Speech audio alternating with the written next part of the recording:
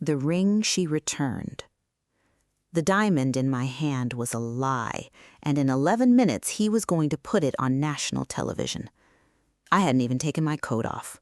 I'd been pulled out of a client dinner, driven across the city in a car that smelled like money and impatience, and handed a velvet box before I'd said a single word to the man who owned the jet, the hotel, and apparently my next 4 hours. He didn't introduce himself properly. He didn't need to. Everyone in that building knew his name, his family's name, the tower with his name lit up 40 stories above us.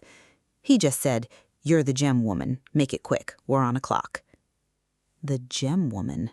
12 years of study, a certification body that trusted my signature over their own instruments, and I was the gem woman? I didn't correct him. I never do, not in that first moment. I've learned that the men who need to be corrected right away are rarely the ones who listen.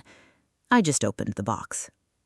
The stone was beautiful, I'll give it that, cut with a precision that spoke of money, not craftsmanship, the kind of diamond that exists to be photographed, not worn. 14 carats, they'd told the press, a record for a proposal ring, they'd told the press. I held it up to the light in that back room, away from the cameras being set up down the hall, and something in my chest went very still. Because I know light. I know how it should bend inside carbon that formed over 1 billion years under unbearable pressure, and this stone bent light wrong. Not wrong enough for the eye, wrong enough for me. "There's a problem," I said.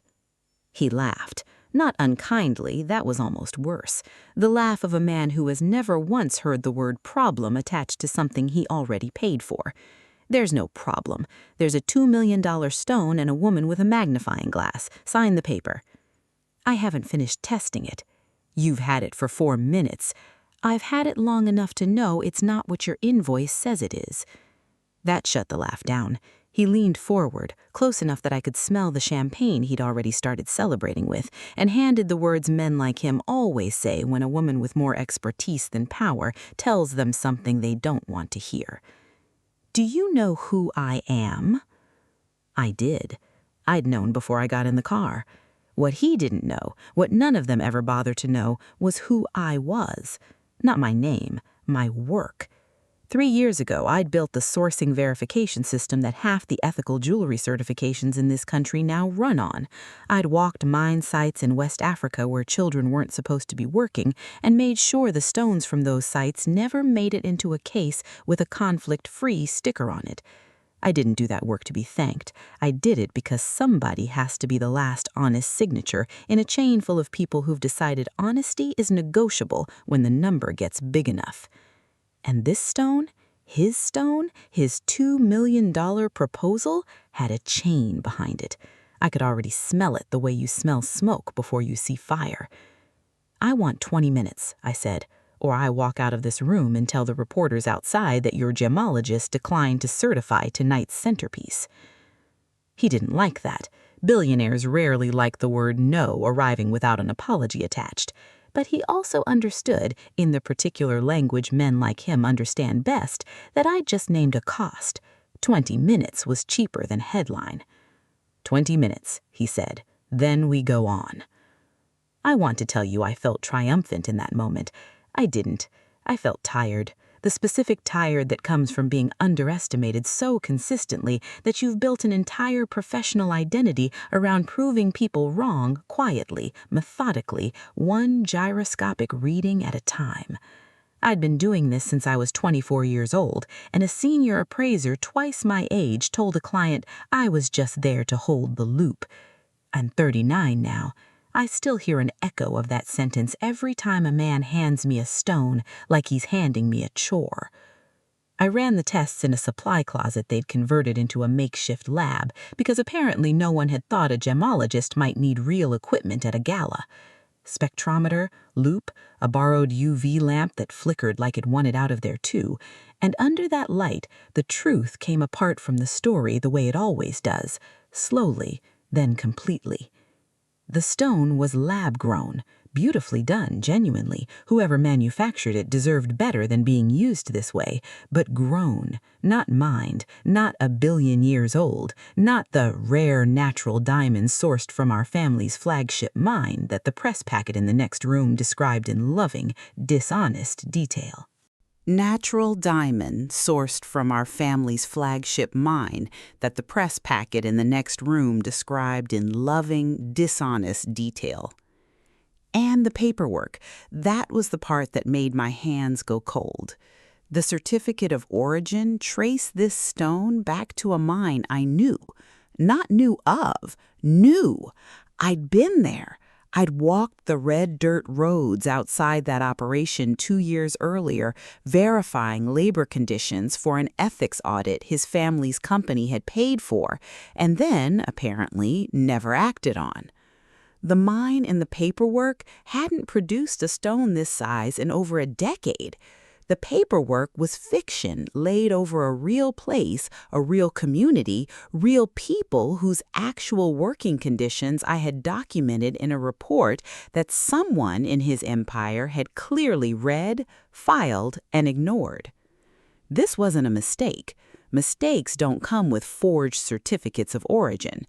This was a cover story built to disguise a lab-grown stone as a heritage diamond wrapped around a mine whose real ethics violations had already been buried once by people with enough money to make paperwork say whatever they needed it to say. I sat with that for a moment in the flickering light of that closet, and I thought about every article that had ever called men like him self-made, as if empires like his were built without somebody somewhere paying the difference. I walked back out with 4 minutes left on the clock he'd given me. He was surrounded by handlers when I found him, a publicist rehearsing his toast, a photographer testing angles, his fiancée somewhere down the hall in a dress that cost more than my first car, utterly unaware that the ring she was about to receive was a lie built on top of another lie. We need to talk, privately. We're on in 90 seconds. Then you have 90 seconds to decide whether you want this conversation to happen in front of 200 guests or in the next room. Something in my voice must have finally registered as more than inconvenience because he waved the handlers off and followed me into the room I'd just left. The diamond is lab-grown, I said. The certificate of origin is fraudulent. It names a mine I've personally inspected, and that mine's actual production and labor records don't match anything in this paperwork. If I sign off on this stone tonight, my name goes on a document that launders a synthetic diamond through a real community's identity, a community I have already documented safety and labor concerns for, concerns your company was made aware of and did nothing about. He didn't yell, I'll give him that too. He went very quiet, the way powerful men do right before they try to buy their way out of something. "What do you want?" he said. Not a question, a transaction opening. "I want you to understand that I'm not the obstacle here. The obstacle is a paper trail your team built to make a manufactured stone look like heritage, sitting on top of a real place with real people whose working conditions your family already promised to fix and didn't. Nobody has to know any of that. I'll pay whatever your fee normally is. Triple it. You signed, you leave, this never happened." And there it was, the offer men like him always eventually make, dressed up as generosity, when what it actually is the belief that anyone's silence has a price, because his always did. I've spent 12 years building a reputation that isn't for sale. You spent an evening assuming it was. I could see him recalculating me in real time, not as an inconvenience anymore, but as a variable he hadn't accounted for. That recalculation, I've learned, is the exact moment a man like him either respects you or decides to destroy you, sometimes both. "You walk out there and say anything," he said, voice low now, "and I will make sure you never certify another stone for anyone with money in this city again." I could try, but you should know the report I filed on that mine 2 years ago still exists.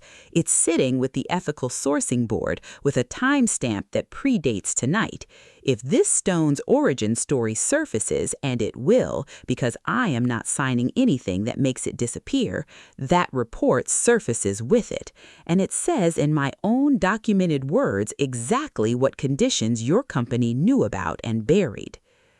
I watched 20 years of carefully built mythology, self-made, visionary, a name on a tower, start to crack behind his eyes. We walked back out together because the show, as they say, must go on, and he still believed right up till the last possible second that I would fold under the lights the way people usually fold for him. He got down on one knee in front of 200 guests and a live camera crew. His fiancée's hands went to her mouth. The room did what rooms like that always do. It inhaled, waiting for magic. And I stepped forward instead, before he could open the box, and I said, loud enough for the front rows and the microphones both, that I was unable to certify tonight's stone. Questions had arisen about its origin documentation, and that out of respect for the mining community whose name had been used on that paperwork, I would not be signing off on the sale. I didn't call him a fraud. I didn't need to. I gave the truth exactly the amount of oxygen it needed and not one word more, because destroying him publicly was never the point. The point was that I would not let my name be the final lie in a chain of lies that started long before I walked into that room. Then I did the only thing that felt like mine to do. I took the ring box from his hand, closed it, and placed it back in his palm. Find a stone that's actually yours to give, one that doesn't need a false story to be worth something. I turned and walked out through a crowd of people who had come to watch a proposal and instead watched an empire's foundation develop its first visible crack, live in real time. Phones were already up. By the time I reached the street, 3 different feeds were already asking questions his publicist would spend the next 6 months failing to answer. I didn't look back to see his face. I've spent enough of my career watching men's faces change when they realize a woman they dismissed just became the most important person in the room. I don't need to collect those moments anymore. I used to. Early in my career, I used to savor them, replay them, use them as fuel. Now I just recognize them for what they are, a door closing on somebody else's story so that mine can keep going. His family's company opened an internal investigation within the week. I heard secondhand that the ethics report I'd filed 2 years earlier finally got read in full by people with the authority to act on it. I don't know if that's justice. I've stopped expecting institutions that size to produce something that clean. But I know the mine's workers got a labor review they'd been promised and never received. And I know that happened because I refused to let a fake diamond bury a real problem one more time.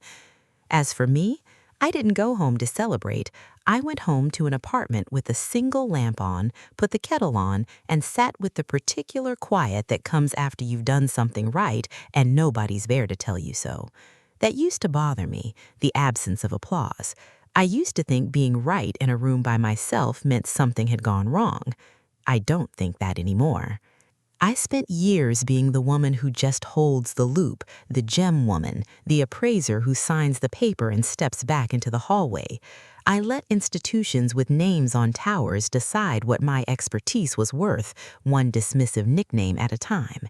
And somewhere in that back room, under a flickering UV lamp, testing a stone that was never going to be honest no matter how good it looked in the light, I stopped needing rooms like that to tell me who I am.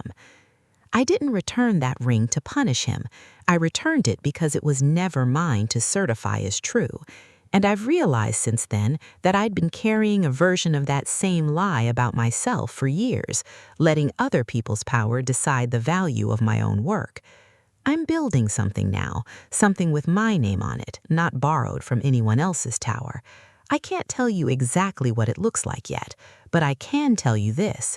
The next time someone hands me a stone and calls me the gem woman, I won't just correct them. I'll make sure they never forget my name again.